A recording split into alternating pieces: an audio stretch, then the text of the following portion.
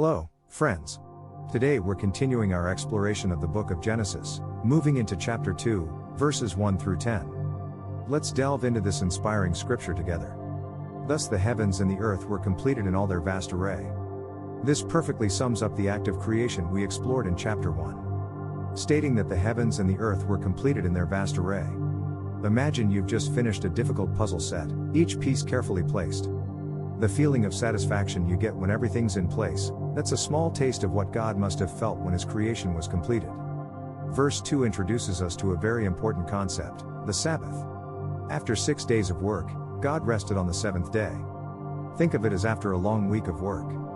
You finally get to the weekend, a time to rest and rejuvenate. This is what God did, setting an example for us, and that's why the Sabbath is observed as a day of rest to this day. In verse 3, God takes it a step further and blesses the seventh day, making it holy. Verses 4 through 7 then take us back to the beginning, before any shrub or plant had sprung up, when streams watered the surface of the ground. The focus shifts to the creation of man. Picture, if you will, a potter at a wheel, shaping clay into a beautiful vessel.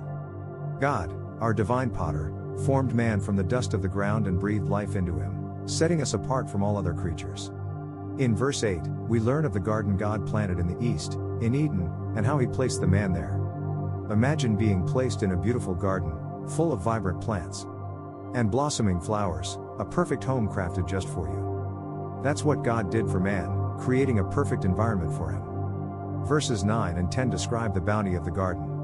We're introduced to two specific trees, the tree of life and the tree of knowledge of good and evil, both situated in the middle of the garden. And to top it all off, a river watering the garden flowed from Eden, creating an idyllic environment. These verses give us a glimpse of God's meticulous love and care in creation. From resting on the seventh day to the careful design of the Garden of Eden, we see a God who is not only mighty but also profoundly loving and caring. Thank you for joining me in studying Genesis chapter 2, verses 1 to 10. If this video inspired and educated you, I'd appreciate it if you could give it a thumbs up and subscribe to our channel for more deep dives into the Bible. Let us continue to part 2.